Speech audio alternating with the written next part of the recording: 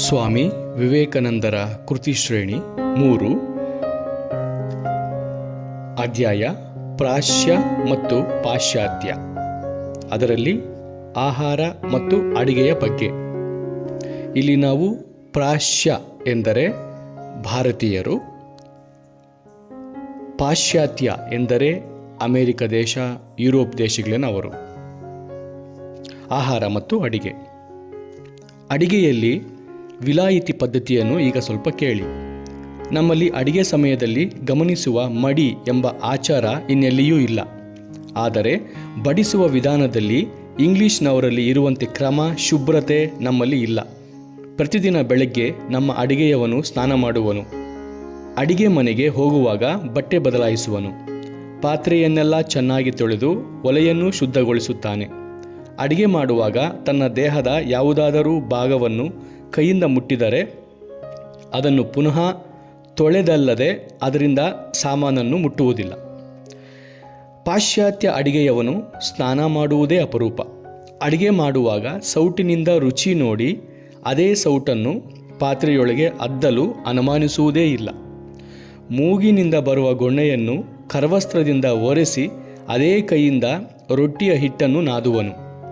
ಹೊರಗಿನಿಂದ ಅಡಿಗೆ ಮನೆಗೆ ಬಂದರೆ ಕೈ ತೊಳೆಯಬೇಕೆಂಬ ಆಲೋಚನೆಯೇ ಇಲ್ಲ. ತಕ್ಷಣ ಅಡಿಗೆ ಶುರು ಮಾಡುವನು. ಆದರೂ ಬೆಳ್ಳಗಿರುವ ಕೋಟು, ಟೋಪಿ ಮೈಮೇಲೆ ಅವನು ರೊಟ್ಟಿಗೆ ಕಲಿಸಿರುವ ಹಿಟ್ಟಿನ ಮೇಲೆ ಕುಣಿಯುತ್ತಿದ್ದರೂ ಇರಬಹುದು. ತನ್ನ ದೇಹದ ಭಾರದಿಂದ ಚೆನ್ನಾಗಿ ಮೃದುವಾಗಲಿ ಎಂದು. ಆ ತಾಂಡವ ನೃತ್ಯದ ಸಮಯದಲ್ಲಿ ಮೈಬೆವರು ಅದಕ್ಕೆ ಬಿದ್ದರೂ ಬೀಳಬಹುದು. ಅದೃಷ್ಟವಶಾತ್ ಈಗ ಅದಕ್ಕೆ ಯಂತ್ರಗಳನ್ನು ಕಂಡುಹಿಡಿದಿರುವರು. ಇಷ್ಟೊಂದು ಅನಾಚಾರವಾಗಿ ರೊಟ್ಟಿ ಆದ ಮೇಲೆ ಅದನ್ನು ಶುಭ್ರವಾದ ತಟ್ಟೆಯಲ್ಲಿಟ್ಟು ಮೇಲೆ ಬಿಳಿಯ ವಸ್ತ್ರದಿಂದ ಮುಚ್ಚಿರುವರು. ಅದನ್ನು ಶುಭ್ರವಾದ ಪೋಷಾಕು ಹಾಕಿಕೊಂಡು ಪರಿಚಾರಕ ಅಂದರೆ ಸರ್ವೆಂಟ್ ತನ್ನ ಕೈಗೆ ಕೈಚೀಲಗಳನ್ನು ಧರಿಸಿ ಆ ತಟ್ಟೆಯನ್ನು ಚೆನ್ನಾಗಿ ವಸ್ತ್ರದಿಂದ ಅಲಂಕರಿಸಿದ ಮೇಲೆ ಮೇಜಿನ ಮೇಲೆ ತಂದಿಡುವನು. ಇಲ್ಲಿ ಸರ್ವೆಂಟ್ ಹಾಕಿಕೊಂಡಿರುವ ಗ್ಲೌಸ್ಗಳನ್ನು ಗಮನಿಸಿ. ಬರೇ ಬೆರಳು ಪದಾರ್ಥದ ಮೇಲೆ ಎಲ್ಲಿ ಬೀಳುವುದೋ ಎಂಬ ಅಂಜಿಕೆ. ನಮ್ಮ ಆಚಾರವನ್ನು ಗಮನಿಸಿ. ನಮ್ಮ ಬ್ರಾಹ್ಮಣರ ಅಡಿಗೆಯವನು ಮೊದಲು ಸ್ನಾನ ಮಾಡಿಕೊಂಡು ತೊಳೆದ ಪಾತ್ರೆಯಲ್ಲಿ ಅಡಿಗೆ ಮಾಡುವನು. ಆದರೆ ಅವನು ಸಗಣಿಯಿಂದ ಸಾರಿಸಿದ ಬರೀ ನೆಲದ ಮೇಲೆ ಇರುವ ತಟ್ಟೆಯಲ್ಲಿ ಬಡಿಸುವನು. ಪ್ರತಿದಿನ ಅವನು ಬಟ್ಟೆಯನ್ನು ಒಗೆದಿದ್ದರೂ ಅದು ಒಗೆದಂತೆಯೇ ಕಾಣುವುದಿಲ್ಲ. ಕೆಲವು ವೇಳೆ ತಟ್ಟೆಗೆ ಬದಲು ಬಾಳೆಯ ಎಲೆಯನ್ನು ಹಾಕುವರು. ಅದು ಹರಿದು ಹೋಗಿದ್ದರೆ ಎಲೆ ಮೇಲಿರುವ ಕಲಿಸಿದ ಅನ್ನ ಕೆಳಗೆ ಇರುವ ಸಗಣಿಯೊಂದಿಗೆ ಬೆರೆತು ಒಂದು ಹೊಸ ರುಚಿಯನ್ನು ಕೊಡುವುದು. ನಾವು ಚೆನ್ನಾಗಿ ಸ್ನಾನ ಮಾಡಿದ ಮೇಲೆ ಎಣ್ಣೆಯಿಂದ ಅಂಟುತ್ತಿರುವ ಕೊಳುಕು ಬಟ್ಟೆಯನ್ನು ಹಾಕಿಕೊಳ್ಳುವೆವು. ಪಾಶ್ಚಾತ್ಯರು ಸ್ನಾನ ಮಾಡದೆ ಕೊಳೆ ದೇಹದ ಮೇಲೆ ಶುಭ್ರವಾದ ಬಟ್ಟೆಯನ್ನು ಧರಿಸುವರು. ಇದನ್ನು ನಾವು ಚೆನ್ನಾಗಿ ತಿಳಿದುಕೊಳ್ಳಬೇಕು. ಇಲ್ಲೇ ಇರುವುದು ಪಾಶ್ಚಾತ್ಯರಿಗೂ ಪೌರಸ್ಥರಿಗೂ ಇರುವ ಮುಖ್ಯ ವ್ಯತ್ಯಾಸ. ಹಿಂದೂಗಳ ಅಂತರ್ದೃಷ್ಟಿ, ಪಾಶ್ಚಾತ್ಯರ ಬಹಿರ್ದೃಷ್ಟಿ. ಅವರ ಆಚಾರ ವ್ಯವಹಾರಗಳೆಲ್ಲ ಇದು ಕಾಣುವುದು. ಹಿಂದೂ ಯಾವಾಗಲೂ ಒಳಗೆ ನೋಡುವನು, ಪಾಶ್ಚಾತ್ಯ ಹೊರಗೆ ನೋಡುವನು. ಹಿಂದೂ ವಜ್ರವನ್ನು ಹರಕು ಬಟ್ಟೆಯಲ್ಲಿ ಬಚ್ಚಿಡುವಂತೆ ಪಾಶ್ಚಾತ್ಯ ಒಂದು ಹಿಡಿ ಮಣ್ಣನ್ನು ಚಿನ್ನದ ಬಟ್ಟೆಯಲ್ಲಿಡುವಂತೆ. ಹಿಂದೂ ತನ್ನ ದೇಹವನ್ನು ಶುಭ್ರವಾಗಿಡುವುದಕ್ಕೆ ಸ್ನಾನ ಮಾಡುವನು. ಅವನ ಬಟ್ಟೆ ಎಷ್ಟು ಕೊಳೆಯಾಗಿದ್ದರೂ ಚಿಂತೆಯಿಲ್ಲ. ಪಾಶ್ಚಾತ್ಯ ಶುಭ್ರವಾದ ಬಟ್ಟೆಯನ್ನು ಧರಿಸುವನು, ಒಳಗೆ ಎಷ್ಟು ಕೊಳೆಯಿದ್ದರೇನಂತೆ. ಹಿಂದೂ ತನ್ನ ಮನೆಯ ಒಳಗೆ ಕೋಣೆ, ನೆಲ, ಬಾಗಿಲು ಎಲ್ಲವನ್ನೂ ಶುಭ್ರವಾಗಿಡುವನು. ಬಾಗಿಲಿನ ಹೊರಗೆ ಬೇಕಾದಷ್ಟು ಕಸದ ಗುಡ್ಡೆ ಇದ್ದರೂ ಚಿಂತೆಯಿಲ್ಲ. ಪಾಶ್ಚಾತ್ಯ ಮನೆಯ ಒಳಗಿನ ನೆಲಕ್ಕೆ ಸುಂದರವಾದ ಜಮಖಾನವನ್ನು ಹಾಸುವನು. ಅದರ ಕೆಳಗೆ ಇರುವ ಧೂಳು, ಕೊಳೆ ಕಣ್ಣಿಗೆ ಕಾಣದೇ ಇದ್ದರೆ ಸರಿ. ಹಿಂದೂ ಮನೆಯ ಚರಂಡಿ ನೀರನ್ನು ರಸ್ತೆಗೆ ಬಿಡುವನು, ದುರ್ವಾಸನೆ ಪರವಾಗಿಲ್ಲ. ಪಾಶ್ಚಾತ್ಯ ದೇಶದಲ್ಲಿ ನೆಲದೊಳಗೆ ಚರಂಡಿ, ಅದೇ ಟೈಫಾಯ್ಡ್ ಜ್ವರಕ್ಕೆ ಮೂಲ. ಹಿಂದೂ ಒಳಗಿನದನ್ನು ತೊಳೆಯುವನು, ಪಾಶ್ಚಾತ್ಯ ಹೊರಗಿನದನ್ನು ತೊಳೆಯುವನು. ನಮಗೆ ಬೇಕಾಗಿರುವುದು ಶುಭ್ರ ದೇಹ ಮತ್ತು ಶುಭ್ರ ವಸನ. ಬಾಯಿ ಮುಕ್ಕಳಿಸುವುದು, ಹಲ್ಲುಜ್ಜುವುದು ಇವೆಲ್ಲ ಏಕಾಂತದಲ್ಲಿ ಮಾಡಬೇಕು. ವಾಸಿಸುವ ಮನೆ ನಿರ್ಮಲವಾಗಿರಬೇಕು. ಹೊರಗೆ ರಸ್ತೆ ಮುಂತಾದವೂ ನಿರ್ಮಲವಾಗಿರಬೇಕು. ಅಡಿಗೆಯವನು ತನ್ನ ದೇಹ ಮತ್ತು ಬಟ್ಟೆಯನ್ನು ನಿರ್ಮಲವಾಗಿಟ್ಟಿರಬೇಕು. ಶುಭ್ರವಾದ ಸ್ಥಳದಲ್ಲಿ ಕುಳಿತುಕೊಂಡು ಆಹಾರವನ್ನು ಶುಚಿಯಾದ ತಟ್ಟೆ ಬಟ್ಟಲಿನಿಂದ ತೆಗೆದುಕೊಳ್ಳಬೇಕು. ಆಚಾರವೇ ಧರ್ಮಕ್ಕೆ ಮೊದಲ ಮೆಟ್ಟಿಲು. ದೇಹ ಮತ್ತು ಮನಸ್ಸು ಶುದ್ಧವಾಗಿರಬೇಕು. ಎಲ್ಲದರಲ್ಲಿಯೂ ಶುಚಿಯಾಗಿರಬೇಕು. ಇದೇ ಮುಖ್ಯ. ಆಚಾರ ಭ್ರಷ್ಟನಿಗೆ ಧರ್ಮ ದೊರಕುವುದೇ? ಆಚಾರ ಭ್ರಷ್ಟನಿಗೆ ಒದಗುವ ದುರ್ಗತಿಯನ್ನು ನಿಮ್ಮ ಕಣ್ಣು ಮುಂದೆಯೇ ನೋಡುವುದಿಲ್ಲವೇ? ನಾವು ಇಷ್ಟು ಅನುಭವಿಸಿದರೂ ಬುದ್ಧಿ ಕಲಿಯಬೇಡವೇ? ಕಾಲರ, ಮಲೇರಿಯಾ, ಪ್ಲೇಗಿಗೆ ಇಂಡಿಯಾ ತವರೂರಾಗಿದೆ. ಲಕ್ಷಾಂತರ ಜನರನ್ನು ಆಹುತಿ ತೆಗೆದುಕೊಳ್ಳುತ್ತಿದೆ. ಇದು ಯಾರ ದೋಷ? ನಮ್ಮ ದೋಷ. ನಾವು ಅನಾಚಾರಿಗಳು. ಆಹಾರ ಶುದ್ಧಿಯಿಂದ ಮನಸ್ಸು ಶುದ್ಧಿಯಾಗುವುದು. ಮನಃಶುದ್ಧಿಯಾದರೆ ಆತ್ಮದ ಸ್ಮೃತಿ ಸ್ಥಿರವಾಗುವುದು. ಈ ಶಾಸ್ತ್ರವಾಕ್ಯವನ್ನು ಎಲ್ಲ ಸಂಪ್ರದಾಯವರೂ ಒಪ್ಪುವರು. ಶಂಕರಾಚಾರ್ಯರು ಆಹಾರವೆಂದರೆ ಇಂದ್ರಿಯದ ಮೂಲಕ ತೆಗೆದುಕೊಳ್ಳುವುದು ಎನ್ನುವರು. ರಾಮಾನುಜಾಚಾರ್ಯರು ಆಹಾರವೆಂದರೆ ಭೋಜ್ಯ ವಸ್ತು ಎನ್ನುವರು. ಇವೆರಡೂ ಸರಿ ಎಂದು ಎರಡನ್ನೂ ಸ್ವೀಕರಿಸಬೇಕೆಂಬುದು ಪ್ರಾಜ್ಞರ ಅಭಿಪ್ರಾಯ. ಸರಿಯಾದ ಆಹಾರವಿಲ್ಲದೆ ಇದ್ದರೆ ಇಂದ್ರಿಯ ತನ್ನ ಕೆಲಸವನ್ನು ಹೇಗೆ ಮಾಡಬಲ್ಲದು? ಅಶುದ್ಧ ಆಹಾರ ಇಂದ್ರಿಯ ಗ್ರಹಣ ಶಕ್ತಿ ಪಟುತ್ವಗಳನ್ನು ತಗ್ಗಿಸುವುದು, ಇಲ್ಲವೇ ಅದು ತನಗೆ ವಿರೋಧವಾಗಿ ಹೋಗುವಂತೆ ಮಾಡುವುದು. ಅಜೀರ್ಣ ದೋಷದಿಂದ ಒಂದು ಇನ್ನೊಂದರ ಭ್ರಾಂತಿಯನ್ನು ಹುಟ್ಟಿಸುವುದು. ಉಪವಾಸ ಮಾಡಿದರೆ ದೃಷ್ಟಿ ಮುಂತಾದ ಇಂದ್ರಿಯ ಗ್ರಹಣ ಕಡಿಮೆಯಾಗುವುದು. ಇದು ಎಲ್ಲರಿಗೂ ಗೊತ್ತಾದ ವಿಷಯ. ಕೆಲವು ಆಹಾರ ಮನಸ್ಸು ಮತ್ತು ದೇಹದ ಮೇಲೆ ಬೇರೆ ಬೇರೆ ಪರಿಣಾಮವನ್ನು ಉಂಟು ಮಾಡುವುದು. ಈ ನಿಯಮವೇ ಹಿಂದೂಗಳ ಆಹಾರ ವಿಧಿ ನಿಷೇಧದ ಹಿಂದೆ ಇರುವುದು. ಅನೇಕ ವೇಳೆ ಇದರ ಹಿಂದೆ ಇರುವ ಅರ್ಥ ಮರೆತು ಹೋಗಿ ಹೊರಗಿನ ಕರಟಕ್ಕೆ ಜಗಳ ಕಾಯುತ್ತಾ ಬಹಳ ಜೋಪಾನದಿಂದ ಅದನ್ನು ಕಾಯುತ್ತಿರುವೆವು. ರಾಮಾನುಜಾಚಾರ್ಯರು ಖಾದ್ಯ ಪದಾರ್ಥಗಳಲ್ಲಿ 3 ದೋಷಗಳನ್ನು ಹೇಳುವರು. ಜಾತಿ ದೋಷ, ಇದು ತಿನ್ನುವ ಪದಾರ್ಥದಲ್ಲಿದೆ. ಈರುಳ್ಳಿ, ಬೆಳ್ಳುಳ್ಳಿ ಇತ್ಯಾದಿ. ಇದನ್ನು ಹೆಚ್ಚು ತಿಂದರೆ ಮನಸ್ಸು ಅಸ್ಥಿರವಾಗಿ ಬುದ್ಧಿ ಭ್ರಮಣೆಯಾಗುವುದು. ಆಶ್ರಯ ದೋಷವೆಂದರೆ ಯಾವ ವ್ಯಕ್ತಿಯ ಮೂಲಕ ಆಹಾರ ಬರುವುದೋ ಅದು. ದುಷ್ಟನಿಂದ ಬರುವ ಅನ್ನವನ್ನು ಉಂಡರೆ ದುಷ್ಟಬುದ್ಧಿ ಹೆಚ್ಚುವುದು. ಉತ್ತಮನು ಕೊಡುವ ಅನ್ನವನ್ನು ಉಂಡರೆ ಸದ್ಬುದ್ಧಿ ಬರುವುದು. ನಿಮಿತ್ತ ದೋಷ ಎಂದರೆ ಕೊಳೆ, ಕ್ರಿಮಿ, ಕೂದಲು ಇದರಿಂದ ಕೂಡಿದ ಆಹಾರ. ಇದನ್ನು ಸೇವಿಸಿದರೆ ಮನಸ್ಸು ಅಪವಿತ್ರವಾಗುವುದು. ಇದರಲ್ಲಿ ಜಾತಿ ಮತ್ತು ನಿಮಿತ್ತ ದೋಷದಿಂದ ಪಾರಾಗುವುದು ಸುಲಭ. ಆದರೆ ಆಶ್ರಯ ದೋಷದಿಂದ ಪಾರಾಗುವುದು ಬಹಳ ಕಷ್ಟ. ಈ ಆಶ್ರಯ ದೋಷದಿಂದ ಪಾರಾಗುವುದಕ್ಕೆ ನಮ್ಮಲ್ಲಿ ಅಸ್ಪೃಶ್ಯತೆ ಇರುವುದು. ಅನೇಕ ವೇಳೆ ಇದನ್ನು ತಪ್ಪು ತಿಳಿದುಕೊಂಡು ಇದೊಂದು ವಿಪರೀತ ಲೋಕಾಚಾರವಾಗುವುದು. ಈ ಲೋಕಾಚಾರವನ್ನು ಬಿಟ್ಟು ಮಹಾಪುರುಷರು ಯಾವ ರೀತಿ ಆಚರಿಸಿದರೋ ಅದನ್ನು ಅನುಸರಿಸುವುದು ಮೇಲು. ಚೈತನ್ಯಾದಿ ಜಗದ್ಗುರುಗಳ ಚರಿತ್ರೆಯನ್ನು ಓದಿ ಈ ಸಂಬಂಧದಲ್ಲಿ ಅವರು ಹೇಗೆ ವ್ಯವಹರಿಸುವರು ಎಂಬುದನ್ನು ಗಮನಿಸಿ. ಆಹಾರದಲ್ಲಿ ಜಾತಿ ದೋಷಕ್ಕೆ ಹಿಂದೂ ಗಮನ ಕೊಡುವಷ್ಟು ಪೃಥ್ವಿಯಲ್ಲಿ ಮತ್ತಾರೂ ಕೊಡುವುದಿಲ್ಲ. ಪ್ರಪಂಚದಲ್ಲಿ ಯಾರೂ ನಮ್ಮಷ್ಟು ಜಾತಿ ದೋಷದಿಂದ ಪಾರಾದ ಅನ್ನವನ್ನು ತಯಾರು ಮಾಡುವುದಿಲ್ಲ. ಆದರೆ ನಿಮಿತ್ತ ದೋಷ ಭಯಾನಕ ರೂಪವನ್ನು ತಾಳುತ್ತಿರುವುದರಿಂದ ಅದಕ್ಕೆ ಗಮನ ಕೊಡುವುದು ಒಳ್ಳೆಯದು. ಮಿಠಾಯಿಯನ್ನು ಅಂಗಡಿಯಲ್ಲಿ ಕೊಳ್ಳುವುದು ರೂಢಿಯಾಗಿದೆ. ನಿಮಿತ್ತ ದೋಷದಿಂದ ಇದು ಎಷ್ಟು ಅಪವಿತ್ರ ಎಂಬುದನ್ನು ನೀವೇ ಊಹಿಸಿಕೊಳ್ಳಬಹುದು. ಅದನ್ನು ಎಲ್ಲರಿಗೂ ಕಾಣುವಂತೆ ಪ್ರದರ್ಶಿಸುವರು. ಅದರ ಮೇಲೆ ಕ್ರಿಮಿಕೀಟ, ಧೂಳು, ಕೊಳೆ ಕುಳಿತಿರುವುದು. ಅದೂ ಅಲ್ಲದೆ ಅದು ಎಷ್ಟು ದಿನದ ಸಾಮಗ್ರಿಯೋ ಹೇಳತೀರದು. ಪ್ರತಿಯೊಂದು ಮನೆಯಲ್ಲೂ ಕಾಣುವ ಅಗ್ನಿಮಾಂದ್ಯ, ನಗರಗಳಲ್ಲಿ ಜನರಲ್ಲಿ ಸಾಮಾನ್ಯವಾಗಿರುವ ಮಧುಮೇಹ ಇವೇ ಇದರ ಪ್ರತಿಫಲ. ಗ್ರಾಮವಾಸಿಗಳಲ್ಲಿ ಈ ರೋಗ ಇಲ್ಲದೇ ಇರುವುದಕ್ಕೆ ಕಾರಣ ಇಂತಹ ವಿಷ ಪದಾರ್ಥಗಳನ್ನು ತಮ್ಮ ಇಚ್ಛೆ ಬಂದಾಗ ಕೊಂಡುಕೊಳ್ಳುವಂತಹ ಅಂಗಡಿ ಇಲ್ಲದೇ ಇರುವುದು. ಇದನ್ನು ಮುಂದೆ ವಿಶದವಾಗಿ ಹೇಳುತ್ತೇನೆ. ಆಹಾರದ ವಿಷಯದಲ್ಲಿ ಹಿಂದೆ ಇದ್ದ ಪ್ರಾಚೀನ ನಿಯಮಗಳು ಮೇಲಿನವು. ಆದರೆ ಈಗಲೂ ಎಷ್ಟೋ ಭಿನ್ನಾಭಿಪ್ರಾಯಗಳಿವೆ. ಮಾಂಸಾಹಾರವನ್ನು ಸ್ವೀಕರಿಸುವುದು ಒಳ್ಳೆಯದೇ, ಕೆಟ್ಟದ್ದೇ, ಅಥವಾ ಬರೀ ಶಾಖಾಹಾರದ ಮೇಲೆ ಜೀವಿಸಬೇಕೇ, ಮಾಂಸಾಹಾರದಿಂದ ಪ್ರಯೋಜನ ಉಂಟೆ ಎಂಬುದರ ವಿಷಯದಲ್ಲಿ ಹಲವು ಭಿನ್ನಾಭಿಪ್ರಾಯಗಳಿವೆ. ಒಂದು ಪಕ್ಷದವರು ಯಾವ ಪ್ರಾಕಾರದಿಂದಲೂ ಜೀವಹತ್ಯೆ ಮಾಡಕೂಡದು ಎನ್ನುವರು. ಮತ್ತೊಬ್ಬರು ನಿಮ್ಮ ಮಾತನ್ನು ನಿಲ್ಲಿಸಿ ಹತ್ಯೆ ಇಲ್ಲದೇ ಇದ್ದರೆ ಬದುಕುವುದಕ್ಕೆ ಸಾಧ್ಯವಿಲ್ಲ ಎನ್ನುವರು. ಶಾಸ್ತ್ರಾಭಿಪ್ರಾಯದಲ್ಲಿ ಏಕಮತವಿಲ್ಲ. ಒಂದು ಕಡೆ ಯಜ್ಞದಲ್ಲಿ ಹತ್ಯೆ ಮಾಡಿ ಉಳಿದ ಕಡೆ ಕೂಡದು ಎನ್ನುವರು. ಹಿಂದೂ ಶಾಸ್ತ್ರದ ಪ್ರಕಾರ ಯಜ್ಞಸ್ಥಳವೊಂದರಲ್ಲಿ ಬಿಟ್ಟು ಉಳಿದ ಕಡೆ ಪ್ರಾಣಿ ಹತ್ಯೆ ಮಾಡಿದರೆ ಪಾಪ. ಯಜ್ಞದಲ್ಲಿ ಬಲಿ ಕೊಟ್ಟಾಗ ಮೇಲೆ ಸಂತೋಷದಿಂದ ಆ ಮಾಂಸವನ್ನು ಭಕ್ಷಿಸಬಹುದು. ಯಜ್ಞದಲ್ಲಿ ಬಲಿ ಕೊಟ್ಟಾದ ಮೇಲೆ ಸಂತೋಷದಿಂದ ಆ ಮಾಂಸವನ್ನು ಭಕ್ಷಿಸಬಹುದು. ಇಷ್ಟೇ ಅಲ್ಲ, ಶ್ರಾದ್ದ ಮುಂತಾದ ಸಮಯದಲ್ಲಿ ಗೃಹಸ್ಥರು ಬಲಿ ಕೊಡಬೇಕೆಂದು, ಹಾಗೆ ತಪ್ಪಿದರೆ ಪಾಪ ಬರುವುದೆಂದು ಸಾರುವುದು.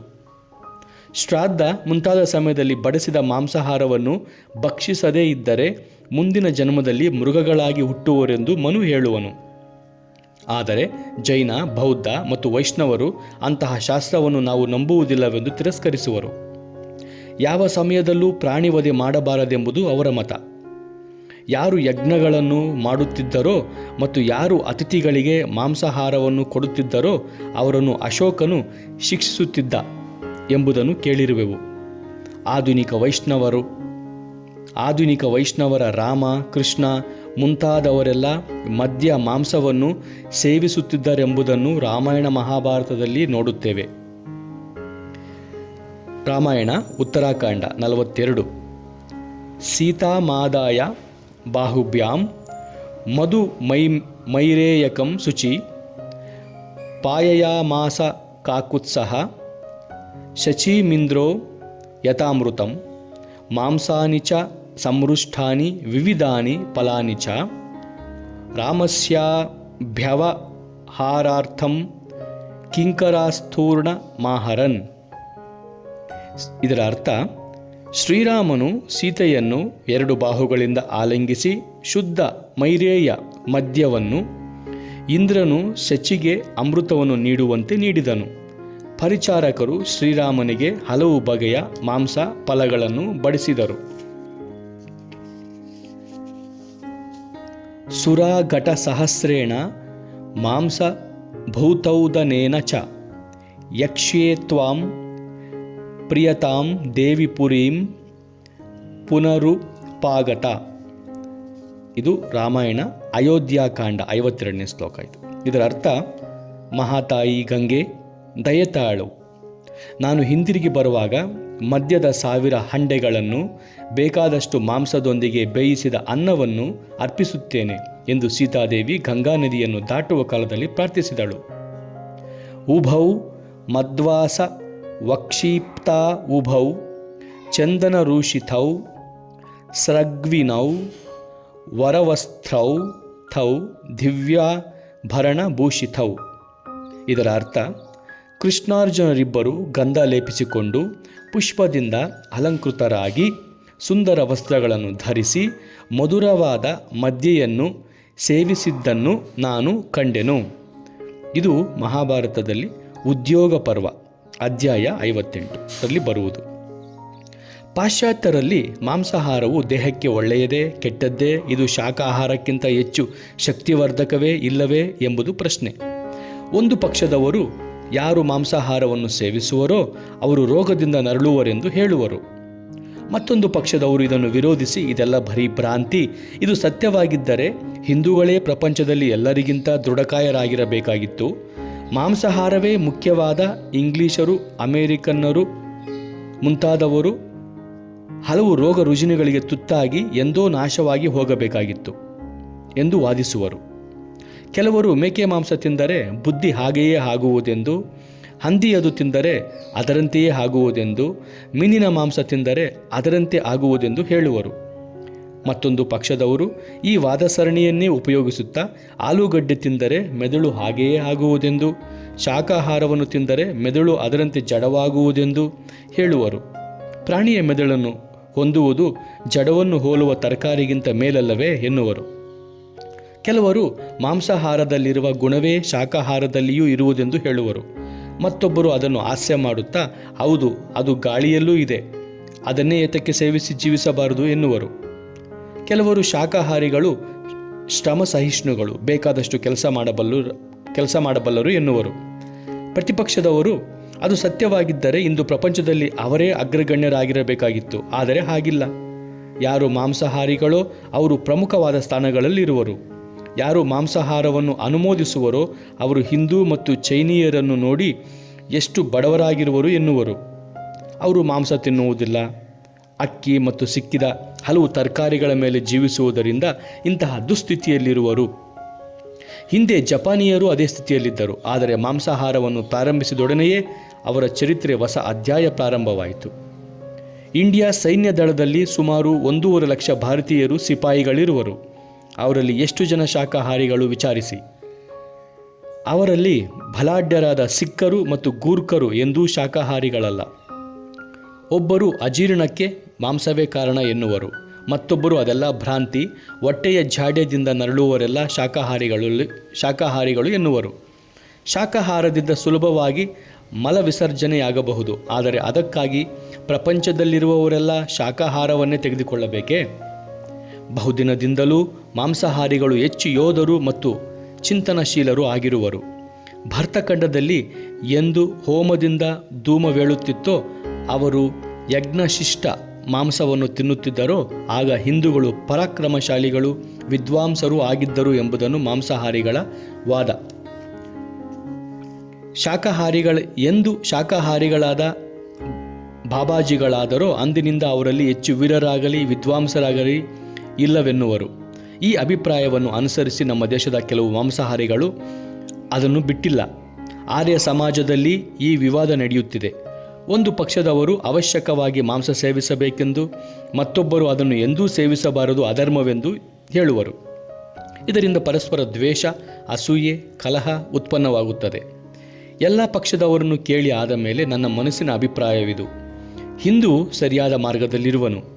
ಅಂದರೆ ಹಿಂದೂ ಶಾಸ್ತ್ರದ ಸಿದ್ಧಾಂತ ಹೇಳುವುದು ಆಹಾರ ಒಬ್ಬನ ಜನ್ಮ ಕರ್ಮದ ಮೇಲೆ ನಿಂತಿರಬೇಕು ಎನ್ನುವುದು. ಆದರೆ ಈಗಿನ ಹಿಂದೂಗಳು ಶಾಸ್ತ್ರವನ್ನು ಅನುಸರಿಸುತ್ತಿಲ್ಲ. ಮಾಂಸಾಹಾರ ಬರ್ಬರ, ಶಾಕಾಹಾರ ಪವಿತ್ರವೇನೋ ನಿಜ. ಇದನ್ನು ಯಾರೂ ಚರ್ಚಿಸುವುದಿಲ್ಲ. ಯಾರು ಆಧ್ಯಾತ್ಮಿಕ ಜೀವನವನ್ನು ನಡೆಸಬೇಕು ಎಂದು ಇಚ್ಛಿಸುವರೋ ಅವರಿಗೆ ಶಾಕಾಹಾರ ಒಳ್ಳೆಯದು. ಆದರೆ ಯಾರು ಹಗಲು ರಾತ್ರಿ ಜೀವನದಲ್ಲಿ ದುಡಿಯಬೇಕೋ ಅವರು ಮಾಂಸಾಹಾರವನ್ನು ಸೇವಿಸಬೇಕು. ಎಲ್ಲಿಯವರೆಗೂ ಸಮಾಜದಲ್ಲಿ ಬಲವಂತನಿಗೆ ಜಯವೆಂಬುದು ಇದೆಯೋ ಅಲ್ಲಿಯವರೆಗೆ ಮಾಂಸಾಹಾರಿಯಾಗಿರಬೇಕು. ಇಲ್ಲದೇ ಇದ್ದರೆ ದುರ್ಬಲರು ಬಲಾಢ್ಯರ ಪಾದದಡಿ ಸಿಕ್ಕಿ ನಾಶವಾಗುವರು. ಎಲ್ಲೋ ಕೆಲವು ವ್ಯಕ್ತಿಗಳಿಗೆ ಶಾಕಾಹಾರದಿಂದ ಪ್ರಯೋಜನವಾಗಿದೆ ಎಂದು ಹೇಳಿದರೆ ಸಾಲದು. ಒಂದು ದೇಶವನ್ನು ಮತ್ತೊಂದು ದೇಶದೊಂದಿಗೆ ಹೋಲಿಸಿ ನಿರ್ಣಯಕ್ಕೆ ಬನ್ನಿ. ಶಾಕಾಹಾರಿಗಳಲ್ಲೂ ಭಿನ್ನಾಭಿಪ್ರಾಯವಿದೆ. ಅಕ್ಕಿ, ಆಲೂಗಡ್ಡೆ, ಗೋಧಿ, ಬಾರ್ಲಿ ಮುಂತಾದ ಪಿಷ್ಟ ಪ್ರಧಾನ ಆಹಾರದಿಂದ ಪ್ರಯೋಜನವಿಲ್ಲ. ಇವೆಲ್ಲ ರೋಗಕಾರಿ. ಯಾವ ಆಹಾರ ದೇಹದಲ್ಲಿ ಸಕ್ಕರೆಯನ್ನು ಉತ್ಪತ್ತಿ ಮಾಡುವುದೋ ಅದು ಆರೋಗ್ಯಕ್ಕೆ ಅಪಾಯಕಾರಿ. ಕುದುರೆ ಮತ್ತು ದನಗಳಿಗೆ ಇವನ್ನು ಕೊಟ್ಟರೂ ಅವುಗಳಿಗೆ ರೋಗ ಬರುವುದು. ಆದರೆ ಅವನ್ನೇ ಹೊರಗೆ ಹುಲ್ಲು ಮೇಯಲು ಬಿಟ್ಟರೆ ಪುನಃ ಮೇಲಾಗುವುದು. ಹುಲ್ಲು ಮತ್ತು ಇತರ ಹಸಿ ಪದಾರ್ಥಗಳಲ್ಲಿ ಪಿಷ್ಟ ಸಾಮಗ್ರಿ ಕಡಿಮೆ. ವನಚರ ಪ್ರಾಣಿಗಳು ಬೀಜ ಮತ್ತು ಹಸಿರು ಪದಾರ್ಥಗಳನ್ನು ಸೇವಿಸುವವು. ಗೋಧಿ, ಆಲೂಗಡ್ಡೆ ಮುಂತಾದವುಗಳನ್ನು ಸೇವಿಸುವುದಿಲ್ಲ. ಒಂದು ವೇಳೆ ಹಾಗೆ ಸೇವಿಸಿದರೆ ಅವು ಇನ್ನೂ ಮಾಗದೆ ಹಸಿ ಇರುವಾಗ ಆಗ ಅದರಲ್ಲಿ ಪಿಷ್ಟ ಹೆಚ್ಚು ಇರುವುದಿಲ್ಲ. ಕೆಲವರು ದೀರ್ಘ ಆಯಸ್ಸಿಗೆ ಸುಟ್ಟ ಮಾಂಸ, ಬೇಕಾದಷ್ಟು ಹಾಲು, ಹಣ್ಣು ಸರಿಯಾದ ಆಹಾರವೆನ್ನುವರು. ಯಾರು ನಿತ್ಯ ಹಣ್ಣನ್ನು ಹೆಚ್ಚು ಸೇವಿಸುವರೋ ಅವರು ಹೆಚ್ಚು ಕಾಲ ಬದುಕುವರು. ಏಕೆಂದರೆ ಹಣ್ಣಿನಲ್ಲಿರುವ ದ್ರವ ಭಾಗವು ಮೂಳೆಯ ಮೇಲೆ ಕವಿಯುವ ವೃದ್ಧಾಪ್ಯಕ್ಕೆ ಕಾರಣವಾದ ಭಾಗವನ್ನು ಕರಗಿಸುವುದು. ಸರ್ವಸಮ್ಮತ ಸಿದ್ಧಾಂತ ಇನ್ನೂ ಆಗಿಲ್ಲ. ಈ ಬಗೆಹರಿಸಲಾಗದ ಪ್ರಶ್ನೆಯಲ್ಲಿ ಎಲ್ಲರೂ ಸರ್ವಸಾಮಾನ್ಯವಾಗಿ ಒಪ್ಪುವುದೇ ಸುಲಭವಾಗಿ ಜೀರ್ಣವಾಗುವ ಪುಷ್ಟಿಯಾದ ಆಹಾರವನ್ನು ಸೇವಿಸಬೇಕು ಎನ್ನುವುದು. ಆಹಾರ ಅಲ್ಪವಾದರೂ ಹೆಚ್ಚು ಪುಷ್ಟಿವರ್ಧಕವಾಗಿರಬೇಕು. ಅತ್ಯಲ್ಪ ಕಾಲದಲ್ಲಿ ಜೀರ್ಣಿಸಬೇಕು. ಇಲ್ಲದೇ ಇದ್ದರೆ ಹೆಚ್ಚು ಆಹಾರವನ್ನು ಸೇವಿಸಬೇಕಾಗುವುದು. ಇಡೀ ದಿನವೆಲ್ಲ ಅದನ್ನು ಅರಗಿಸಿಕೊಳ್ಳುವುದರಲ್ಲಿಯೇ ಕಳೆಯುವುದು. ಆಹಾರವನ್ನು ಜೀರ್ಣಿಸಿಕೊಳ್ಳುವುದಕ್ಕೆ ಎಲ್ಲ ಶಕ್ತಿ ವ್ಯಯವಾದರೆ ಉಳಿಯುವುದಕ್ಕೆ ಏನು ಮಿಗುವುದು? ಕರಿದ ಪದಾರ್ಥಗಳೆಲ್ಲ ವಿಷ. ಮಿಠಾಯಿ ಅಂದರೆ ಸ್ವೀಟ್ಸ್ ಅಂಗಡಿ ಯಮನ ಮನೆ. ಉಷ್ಣ ದೇಶದಲ್ಲಿ ಎಷ್ಟು ತುಪ್ಪ ಮತ್ತು ಎಣ್ಣೆಯನ್ನು ಕಡಿಮೆ ತೆಗೆದುಕೊಂಡರೆ ಅಷ್ಟು ಒಳ್ಳೆಯದು. ಬೆಣ್ಣೆಯು ತುಪ್ಪಕ್ಕಿಂತ ಹೆಚ್ಚು ಸುಲಭವಾಗಿ ಜೀರ್ಣವಾಗುತ್ತದೆ. ಮೈದಾ ಹಿಟ್ಟು ನೋಡುವುದಕ್ಕೆ ಚೆನ್ನಾಗಿರುವುದು, ಆದರೆ ಅದರಲ್ಲಿ ಸತ್ವವಿಲ್ಲ. ಇದಕ್ಕಿಂತ ಗೋಧಿ ಒಳ್ಳೆಯದು. ವಂಗದೇಶಕ್ಕೆ ಈಗಲೂ, ವಂಗದೇಶ ಅಂದರೆ ನಾವು ವೆಸ್ಟ್ ಬೆಂಗಾಲ್ ಎನ್ನಬಹುದು ಅಥವಾ ಬಾಂಗ್ಲಾದೇಶ ಎನ್ನಬಹುದು. ವಂಗದೇಶಕ್ಕೆ ಈಗಲೂ ಹಳ್ಳಿಯ ಕಡೆ ಮಾಡುವ ಅಡಿಗೆ ರೀತಿ ಒಳ್ಳೆಯದೇ. ಯಾವ ಹಿಂದಿನ ವಂಗ ಕವಿ ಪೂರಿ ಕಚೋರಿಯನ್ನು ಹೊಗಳಿರುವನು? ವಂಗದೇಶಕ್ಕೂ ಪೂರಿ ಕಚೋರಿ ವಾಯುವ್ಯ ದೇಶದಿಂದ ಬಂದಿದೆ. ಅಲ್ಲಿಯೂ ಜನರು ಅತಿ ವಿರಳವಾಗಿ ತಿನ್ನುವರು. ಅಲ್ಲಿಯೂ ಕೇವಲ ಪ್ರತಿದಿನ ತುಪ್ಪದಲ್ಲೇ ಕರಿದ ಪದಾರ್ಥಗಳ ಮೇಲೆ ಜೀವಿಸುವವರನ್ನು ನೋಡಿಲ್ಲ. ಮಧುರೈಯ ಚೌಬಿ ಪೈಲ್ವಾನರಿಗೆ ಪೂರಿ ಮಿಠಾಯಿ ಎಂದರೆ ಇಷ್ಟ. ಕೆಲವು ವರ್ಷಗಳಲ್ಲೇ ಅವರ ಜೀರ್ಣಶಕ್ತಿ ಮಂದವಾಗಿ ಹಲವು ಬಗೆಯ ಚೂರ್ಣಗಳನ್ನು ಸೇವಿಸಬೇಕಾಗುವುದು. ಬಡವರು ತಿನ್ನಲು ಸಿಕ್ಕದೆ ಸಾಯುವರು. ಶ್ರೀಮಂತರಿಗೆ ಯಾವುದನ್ನು ತಿನ್ನಬೇಕೋ ತಿಳಿಯದೆ ಸಾಯುವರು. ತಿಂದದ್ದೆಲ್ಲ ಆಹಾರವಲ್ಲ. ಯಾವುದನ್ನು ಚೆನ್ನಾಗಿ ಜೀರ್ಣಿಸಿಕೊಳ್ಳಬಲ್ಲೆವೋ ಅದೇ ಒಳ್ಳೆಯ ಆಹಾರ. ಸಿಕ್ಕಿದ ಆಹಾರವನ್ನೆಲ್ಲ ತಿನ್ನುವುದಕ್ಕಿಂತ ಉಪವಾಸ ಮಾಡುವುದು ಒಳ್ಳೆಯದು. ಸ್ವೀಟ್ಸ್ ಅಂಗಡಿಯ ಸಾಮಾನುಗಳಲ್ಲಿ ಪುಷ್ಟಿಕರವಾದುದು ಯಾವುದೂ ಇಲ್ಲ. ಅದು ವಿಷಪ್ರಾಯ.